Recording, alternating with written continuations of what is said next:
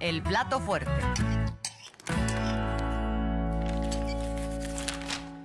Arlín, se esperaba que el día de hoy llegara este tema a la conferencia matutina. Los mensajes que hizo el día de ayer la ministra Norma Lucía Piña Hernández, presidenta de la Suprema Corte, quien hizo varios señalamientos. Para empezar, defendió el viejo régimen, porque de nueva cuenta lanzó críticas a la reforma al Poder Judicial, que el día de hoy ya es constitucional y se está implementando.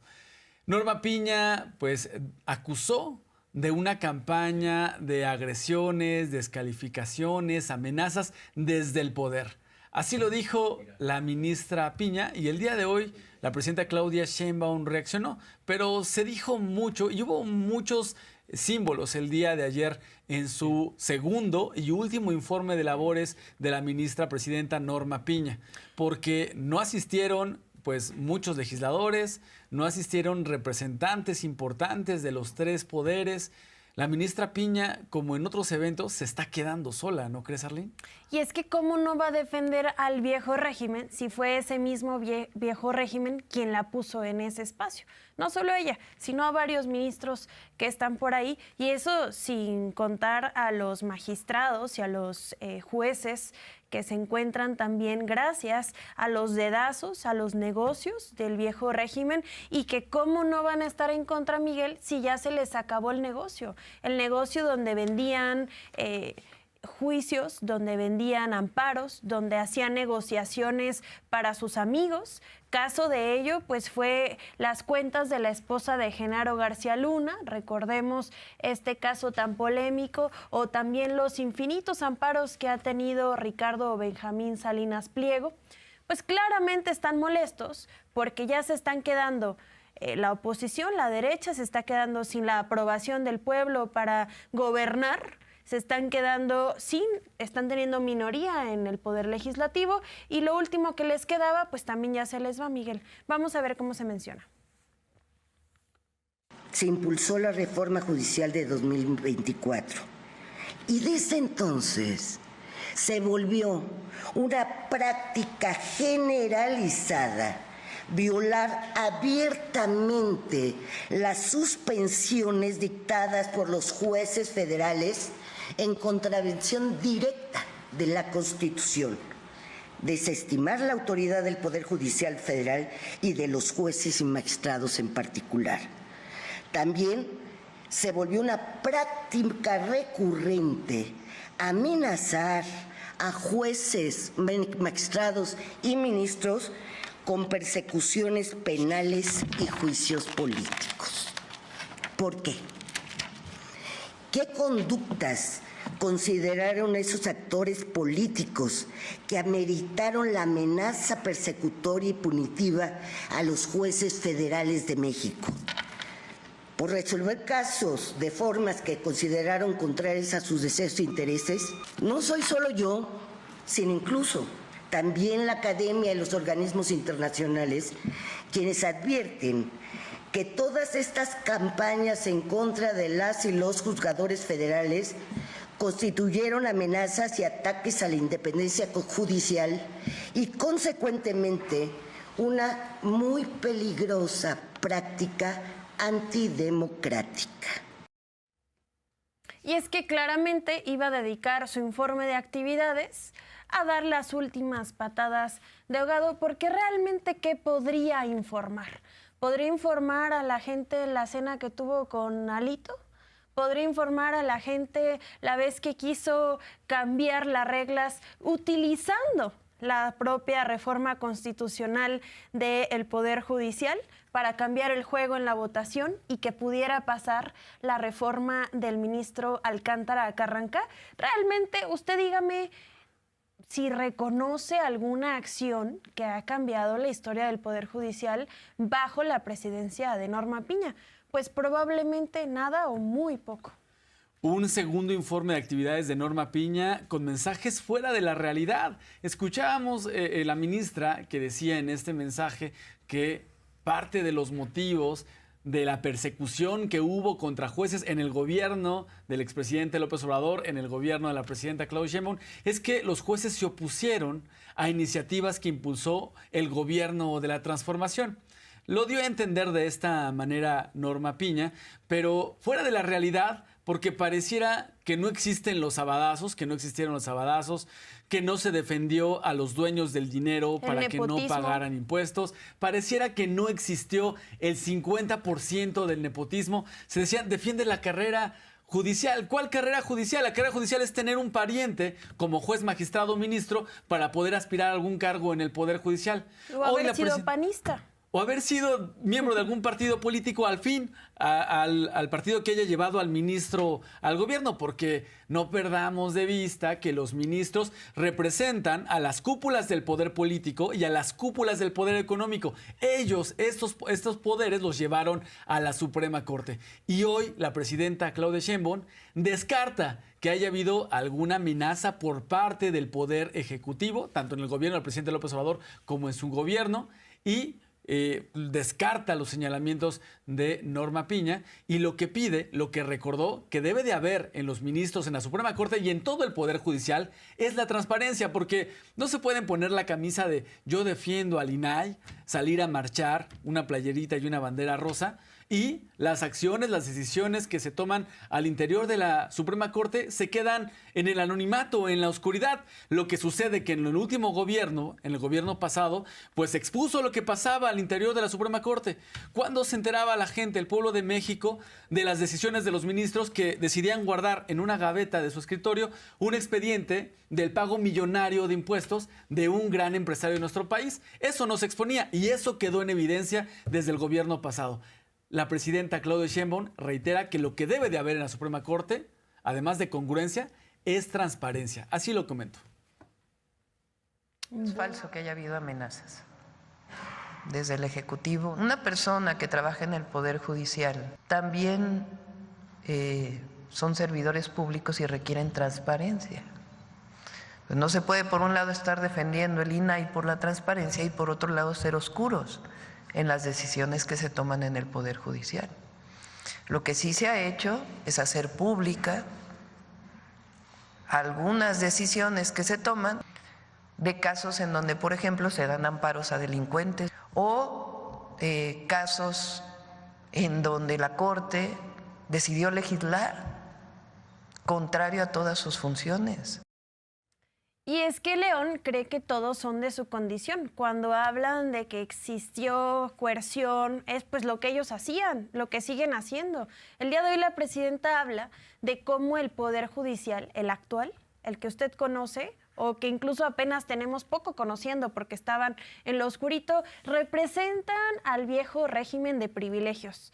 Representan aquello que el pueblo ya está cansado. ¿Por qué? Porque nos cuesta demasiado dinero seguir manteniendo a ministros que solamente hacen justicia para unos pocos. Y también recordemos que la justicia debe de ir en vanguardia del pueblo y sus necesidades, pero estamos teniendo un poder judicial que ni está en vanguardia, ni conoce al pueblo, ni se ha dado la tarea de realmente reconocer lo que está pasando. Prefieren irse a Harvard a burlarse de las reformas constitucionales que se emiten en México, a realmente poder informar de manera asertiva al pueblo de México. La presidenta dice ya no existe pues un pueblo dormido, sino que se ha despertado a nuestro país, estamos despiertas, despiertos, politizados, y ahora lo que queremos es exigir a un poder judicial que esté a la altura de nuestras necesidades. También dice que hay dos proyectos de nación, el proyecto que defiende el viejo régimen y el proyecto que busca transformar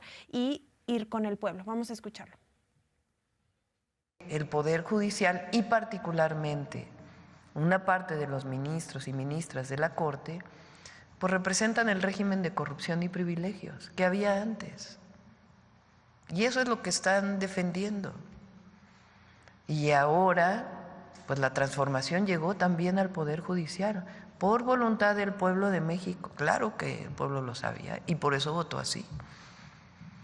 Entonces, pues lo que hay es la defensa del viejo régimen frente a un pueblo consciente Y a diferencia de lo que dicen nuestros detractores, los adversarios políticos o la propia ministra, la presidenta de la Corte, de que esto va a representar menos autonomía, que no va a haber Estado de Derecho, es todo lo contrario. Ahora va a haber autonomía del Poder Judicial, por una sencilla razón, van a ser electos o elegidos por el pueblo. ¿Qué está defendiendo ayer con su informe? Pues el viejo régimen. Entonces lo que hay es dos proyectos de nación. Uno, regresar al régimen de corrupción y privilegios, y otro, avanzar con la transformación. Entonces, ¿qué está defendiendo ayer con su informe? Pues el viejo régimen.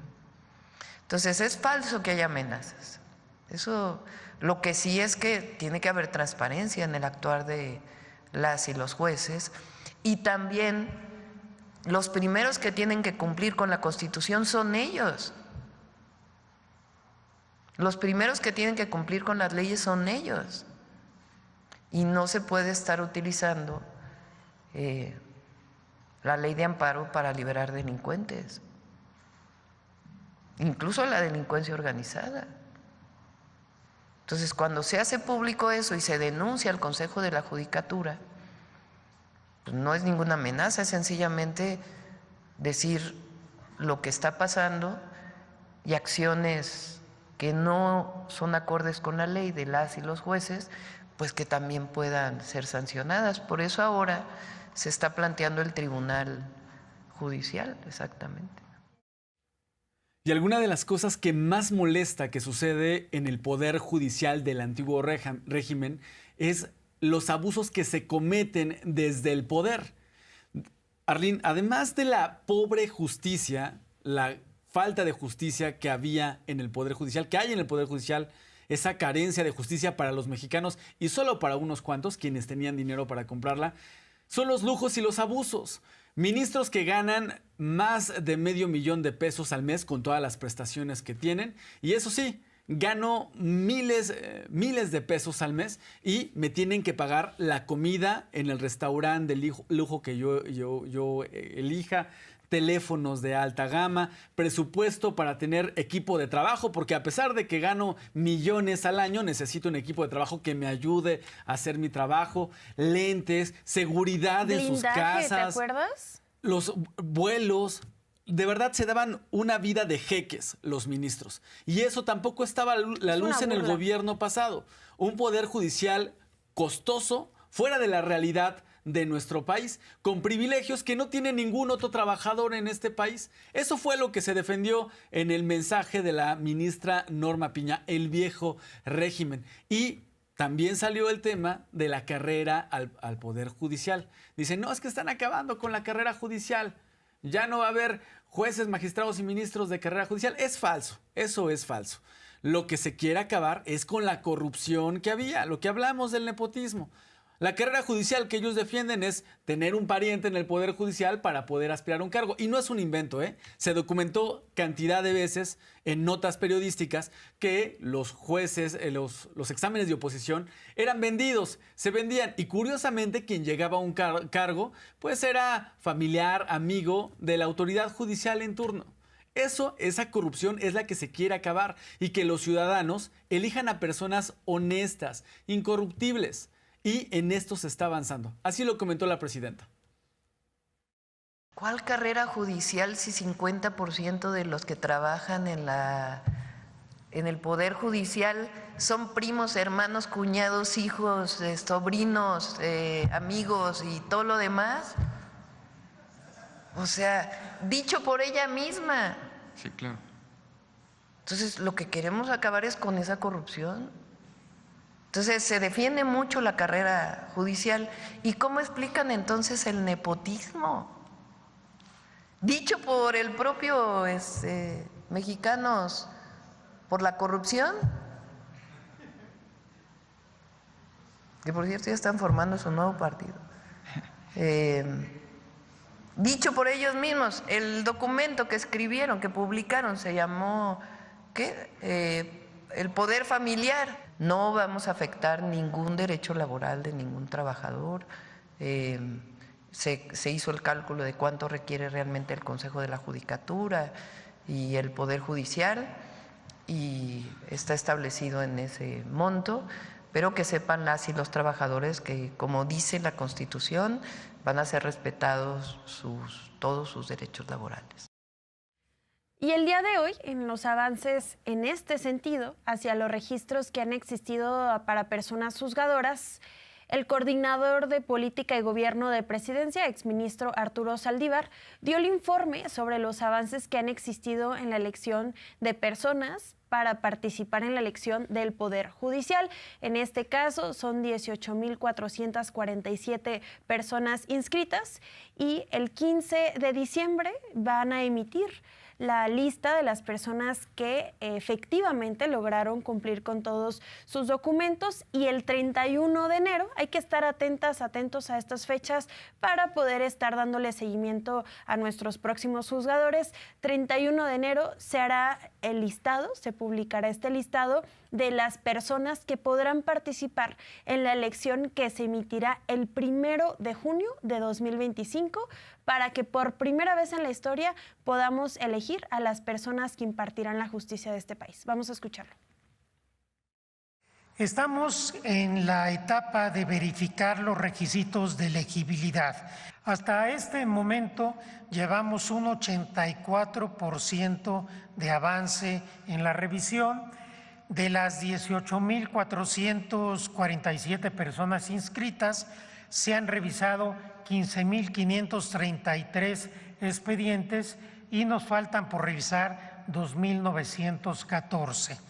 El resultado final de esta primera etapa lo daremos a conocer en el micrositio del comité el próximo domingo 15 de diciembre. No hemos tenido problema de duplicidad o de registros múltiples porque pedimos la CURP y la CURP en nuestra plataforma hace imposible que se pueda registrar una misma persona varias veces. Hasta este momento, ¿cuáles son los resultados que nos arrojan? 8,626 personas reúnen los requisitos de elegibilidad, 5,795 personas se han descartado porque no reúnen los requisitos, porque las calificaciones no son las adecuadas o porque no se acompañaron documentos esenciales para acreditar que son elegibles.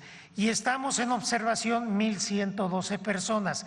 Terminaremos, como ya lo había dicho, el próximo 15 de diciembre la primera etapa de analizar los requisitos formales de las y los aspirantes.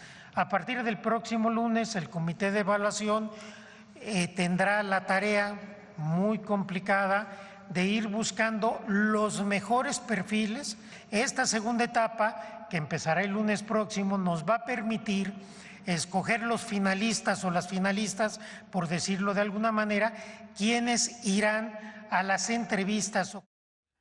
Una de las mentiras que se decía para descalificar la reforma al Poder Judicial es que las personas que votaron, los 36 millones que votaron por la presidenta Claudia Sheinbaum, no habían votado por el Plan C. Falsedad, porque cuando me tocaba pagar la cuenta y estaba en la calle, mentira, varias personas, mentira, me decían: muy bien la presidenta, vamos por el Plan C. Y el Plan C no solamente es la reforma al Poder Judicial, sino las reformas que se requieren para continuar con la transformación, que se fortalezca Pemex, a la CFE, que se fortalezcan las empresas públicas en general, que se fortalezca la estrategia de seguridad con la Guardia Nacional en la Secretaría de la Defensa Nacional, por supuesto, la reforma al Poder Judicial, la reforma electoral, en fin. El Plan C son todas las reformas que aún son necesarias y que no avanzaban porque recordarás que los legisladores de oposición estaban en huelga. Iban al Congreso pero no trabajaban, estaban como becados, y becados con muy buena lana. Bueno, la gente votó por el Plan C sí sabía que votaba por los cambios que se necesitan en el país. Recordemos que la elección al Poder Judicial pues está dividida en dos partes, una en 2025, el próximo año, otra en el 2027. Y para que se definan cuántos cargos se van a elegir en el 25 y en el 27, particularmente en algunos casos en los estados, se tiene que armonizar las constituciones de los estados con la reforma al Poder Judicial, y también los congresos de los estados están haciendo su trabajo para que se pueda definir este proceso, y la consejera jurídica de la presidencia, Ernestina Godoy, explicó cómo avanza este proceso y, por cierto, destacó que muchas mujeres se inscribieron en este proceso para participar y ser nuestras futuras autoridades judiciales. Así lo comento. Pues desde la Consejería Jurídica estamos muy atentas, muy atentos a todo el proceso que se está siguiendo, desde luego con los comités de evaluación, sobre todo del Ejecutivo. Y por otro lado, comentarles que también estamos desde la Consejería muy atentos, dando seguimiento a los estados para que venga la armonización de sus constituciones para las elecciones locales, en ejercicio de su libertad como estados de la Federación. Algunos han decidido que la elección será, algunos todos en el 25, otros han decidido que serán todos en el 27, otros una parte y una parte. Yo sí quiero felicitar al pueblo de México, sobre todo a las jóvenes, a los jóvenes, a muchas mujeres que decidieron participar en esta gran ejercicio democrático. Va la reforma en todo el país. Ahorita estamos en el Poder Judicial de la Federal, pero también están trabajando ya en los estados.